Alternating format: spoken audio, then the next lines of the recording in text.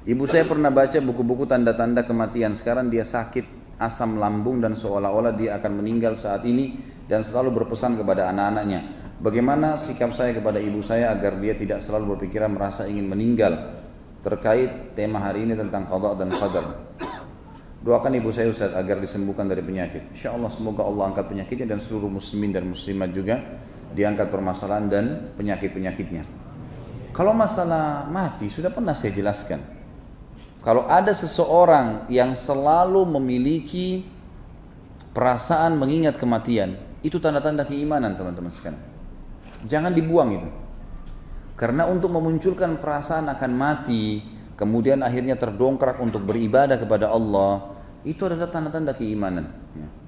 Karena kenapa banyak orang-orang yang berfoya-foya, orang yang berbuat maksiat, kenapa mereka berani melakukannya? Karena mereka tidak berpikir akan mati. Mati itu hanya akan datang kepada orang yang memiliki keimanan. Itu sudah satu hal yang positif. Nanti kalau saya mati bagaimana ya? Nanti akan begini. Itu selalu sampai sebagian ulama salaf menggali liang lahat di belakang rumah mereka untuk mengingat kematian.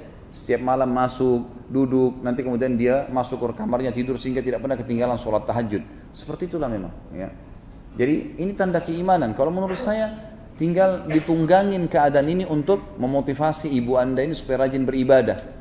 Dukung ibadah-ibadahnya, belikan sejadah yang baru, belikan mukena yang baru, mungkin berikan Quran yang besar, dia mau baca, dukung apa saja, apa yang dia minta kita berikan, kesempatan berbakti. Kalau saya ini malah positif, jangan malah berharap itu dihilangkan, gitu kan?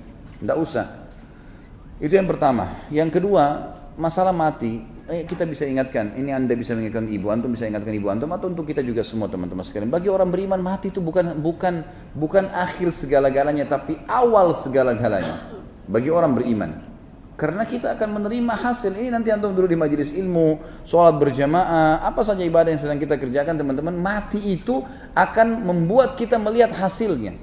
Kegembiraan seseorang bisa mengetahui hasil daripada perbuatannya, gitu kan? Sama kita ujian, kita sudah sekolah bertahun-tahun, 1 tahun misalnya, atau 2 tahun, 5 tahun, atau 7 tahun kita sekolah, kemudian kita di ujian untuk menentukan hasil kita. Setelah kita ujian, datang ujian tersebut, lalu kemudian kita menunggu hasilnya. Seperti itulah, kematian itu seperti ujiannya. Kemudian dia akan melihat hasilnya. Kalau orang beriman tidak akan pernah khawatir. Makanya pernah saya jelaskan, para sahabat ridwanullahi alaihim, itu kalau ada di antara mereka yang mau meninggal, mereka malah saling datang menyampaikan berita gembira. Berita gembira lah buat kamu ya, kamu akan meninggal. Sebentar lagi kau akan lihat hasil daripada perbuatan baikmu. Kau akan melihat ibadah itu, kau akan masuk surga, kau akan bertemu dengan Nabi SAW. Mereka saling menyampaikan berita gembira. Karena orang beriman, mati itu awal segalanya bagi mereka. Yang perlu khawatir menghadapi kematian memang orang kafir, orang fasik. Karena memang jelas ujung-ujungnya dia akan masuk ke neraka, akan disiksa. Jadi bagi orang beriman tidak ada sesuatu yang perlu dikhawatirkan. Kalau misalnya ibu anda mengatakan, nak sebentar lagi mungkin kalau ibu mati, ibu berharap begini. Oh iya ibu, baik. Mudah-mudahan Allah berikan ibu umur panjang, kami masih sempat berbakti. Dan ibu mati itu sebenarnya bagi orang beriman hanya pindah alam kok. Ibu akan menuju ke kehidupan abadi.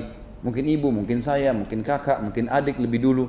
Tapi insya Allah dengan tiket yang sama iman dan amal soleh kita akan ketemu di sana. Selesai. Selalu begitu motivasinya.